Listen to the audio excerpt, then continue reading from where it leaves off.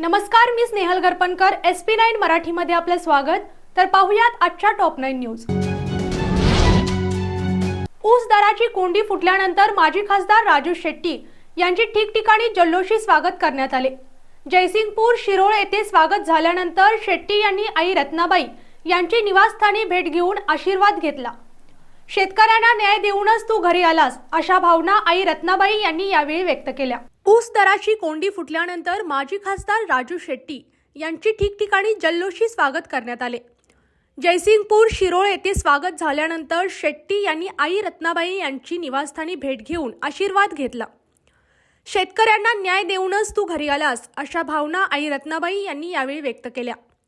ऊस दराच्या मागणीसाठी स्वाभिमानीचे नेते राजू शेट्टी यांनी 17 ऑक्टोबरपासून आक्रोश यात्रा सुरू केली होती. शेट्टींनी आंदोलनाची सुरुवात आईचा आशीर्वाद घेऊनच केली. आई रत्नाबाई कृत्रिम श्वासोच्छवासावर असल्याने पदयात्रा काढायची की नाही या विवंचनेत शेट्टी होते. पण तू पदयात्रा सुरू कर, शेतकऱ्यांना न्याय देऊनच घरी परत ये असे बळ शेट्टी यांना दिल्यानंतर पदयात्रेला सुरुवात करण्यात आली. पदयात्रेनंतर ऊस परिषदे दिवशीच शेट्टी यांनी जागेवरच ठिय्या आंदोलन सुरू केले. जिल्ह्यात बंदी आदेश लागू असताना बेकायदेशीरपणे जमाव एकत्रित करून पुणे-बेंगलोर राष्ट्रीय महामार्ग 9 तास रोखण्याप्रकरणी स्वाभिमानी शेतकरी संघटनेचे नेते माजी खासदार राजू शेट्टींसह सुमारे 2,500 कार्यकर्त्यांवर शिरोली पोलीस ठाण्यात गुन्हा दाखल करण्यात आला आहे. ठाणे अंमलदार निलेश कांबळे यांनी याबाबतची फिर्याद दिली.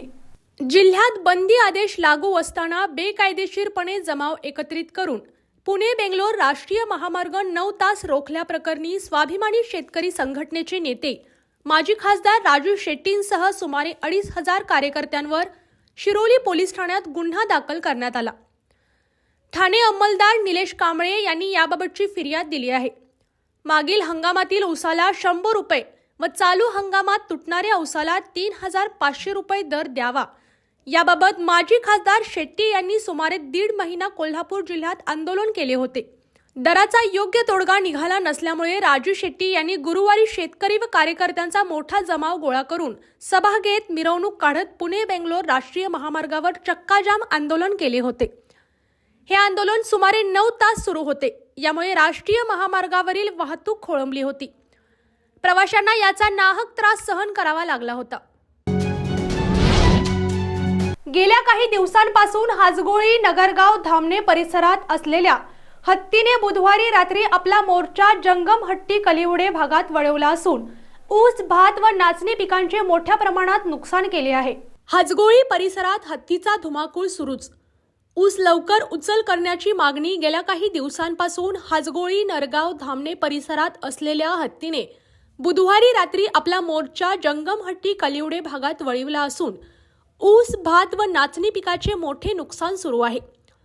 एकीकडे ऊस आंदोलन तर दुसरीकडे हत्तीकडून ऊस पिकाचा फडशा सुरू असल्याने शेतकरी दुहेरी संकटात सापडल्याने या परिसरातील ऊस उचल त्वरित करावी अशी मागणी सरपंच अस्मिता कदम यांनी केली आहे.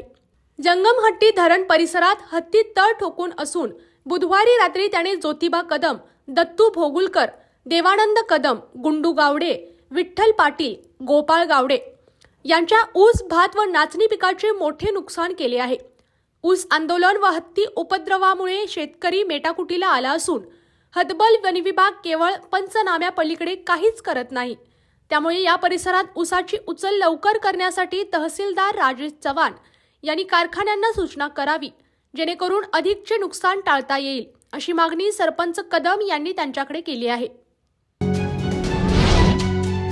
आमच्या नावे शेती आहे, आम्ही पूर्वापार शेती करतो, त्यामुळे आम्ही देखील कुणबीच आहोत, आम्हालाही कुणबी प्रमाणपत्र द्या अशी मागणी सकल लिंगायत मोर्चाने केली आहे. गुरुवारी त्यांनी सांगली जिल्हाधिकाऱ्यांना निवेदन देऊन ही मागणी केली. गणपती पेठेत दीनानाथ नाट्यगृहाजवळ मुमताज अब्दुल रेहमान शेख यांचे कपड्याचे गोदाम आहे. यात लहान मुलांचे रेडीमेड कपडे ठेवण्यात आली होती. चोरट्यांनी गोदाम फोडून आतील 2,63,368 रुपये किमतीचे कपडे लंपास केले होते. सांगली शहर पोलिसांनी तपास करताना अवघ्या 24 तासात संशयित महिलांना जेरबंद करत मालही जप्त केला. शहर पोलिसांचे पथक गस्तीवर असताना त्यांना माहिती मिळाली की संशयित या चोरीचे कपडे विक्री करण्याच्या तयारीत आहेत. त्यानुसार पथकाने जाऊन तपासणी केली असता कपड्यांची पोती आढळून आली। यानंतर पोलीस तपासणीत महिलांनी चोरीची कबुली दिली। शहरातील गणपती पेठ परिसरातील बंद गोदाम फोडून त्यातील रेडीमेड कपडे लंपास करणाऱ्या 3 महिलांना पोलिसांनी जेरबंद केले। रंजना सुरेश घाडगे, सुनीता संदीप घाडगे आणि सुनीता भारत जाधव असे संशयितांचे नाव आहेत। कुणबी प्रमाणपत्रासाठी लिंगायत समाजही आग्रही झाल्याने शासनाची कोंडी होण्याची चिन्हे आहेत। भविष्यातील आक्रमक आंदोलनाचा पहिला टप्पा म्हणून लिंगायत मोर्चाने आज जिल्हाधिकाऱ्यांना निवेदन दिले। त्यात म्हटले आहे की लिंगायत समाज कष्टकरी असून शेकडो वर्षांपासून शेती करत आहे, त्यामुळे आमचा समाज इतर मागास प्रवर्गात करावा। लिंगायतीतील सर्वच समाज घटक इतर मागास प्रवर्गात समाविष्ट नाहीत, मात्र ते पिढ्यानपिढ्या शेती करत असल्याने कुणबी प्रवर्गासाठी पात्र आहेत। त्याचा सरसकट समावेश कुणबी म्हणून इतर मागास प्रवर्गात करावा। सकाळी थंडी, दुपारी गरमी आणि सायंकाळी पाऊस असे तिन्ही ऋतू सिंधुदुर्ग नगरवासियांनी काल शुक्रवारी एका दिवसात अनुभवले।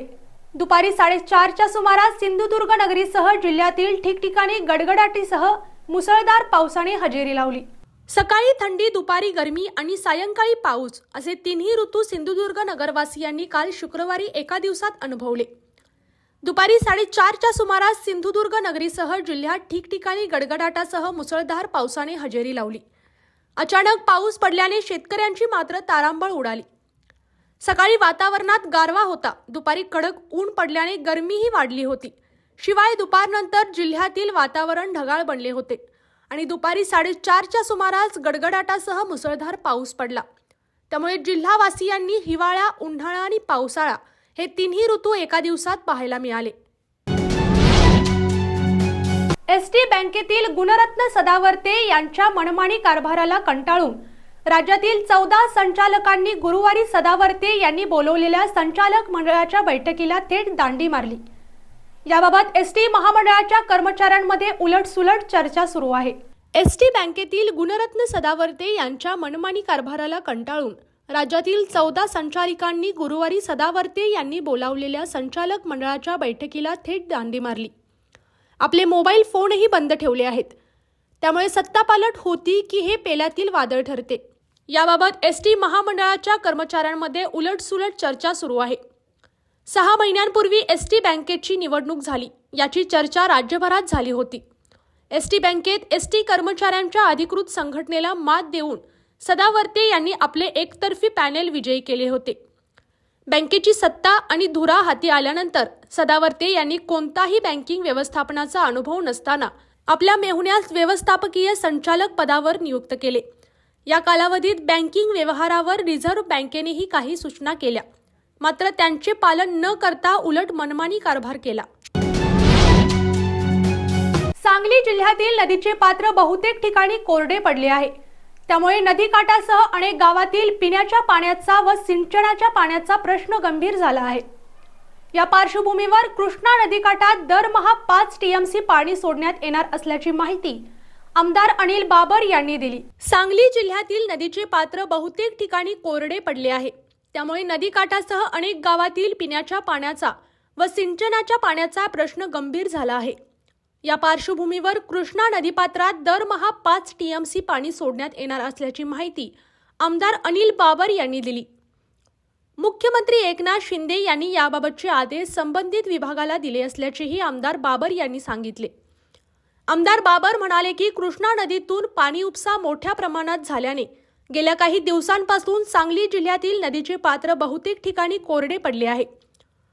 परिणामी पाण्याचा प्रश्न गंभीर झाला आहे, त्यामुळे कोयना धरणातून पाणी सोडण्यात यावे अशी मागणी सतत होत होती। यावर मुख्यमंत्र्यांनी तत्काळ पाणी सोडण्याचे आदेश पाटबंधारे विभागाला दिले आहेत। शिवाय दरमहा महिन्यातून कृष्णा नदीमध्ये 5 टीएमसी पाणी सोडण्यासंदर्भात नियोजन करण्याचेही आदेश दिले आहेत, असेही आमदार बाबर यांनी सांगितले।